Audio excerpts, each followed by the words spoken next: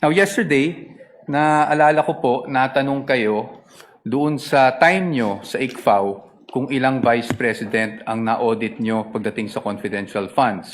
Alala nyo po yon? Yes po, sir.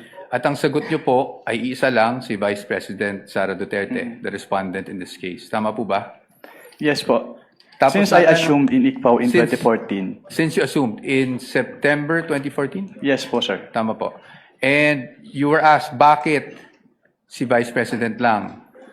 Naalala niyo yung tanong na yun? Yes po. At ang sagot niyo po, kasi since you assumed siya lang po ang Vice President na nagkaroon ng appropriations for confidential funds. Tama po ba? Yes po. Since September 2014 po na nag-assume ako. Apo. Now, I'm showing you a document.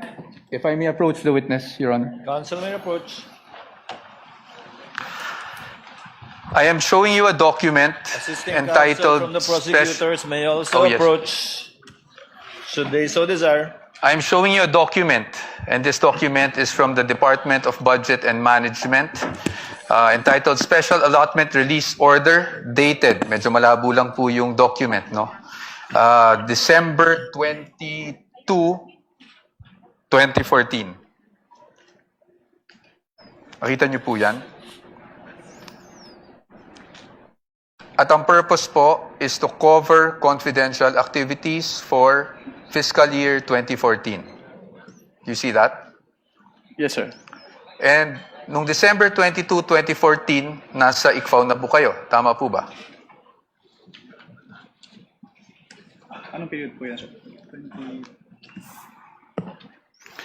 We have a clear here po. Date of issue, December 22, 2014. Yes po, nasa ICPAO na po. Tama po ba? At hindi po si Vice President Sara Duterte ang Vice President ng mga panahon na yun. Tama po ba? Yes po. Pero na-liquidate po ba yan?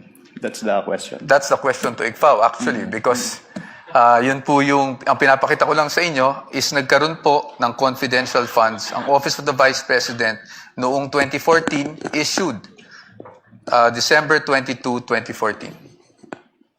Based on that document po, Meron. You Meron. confirm.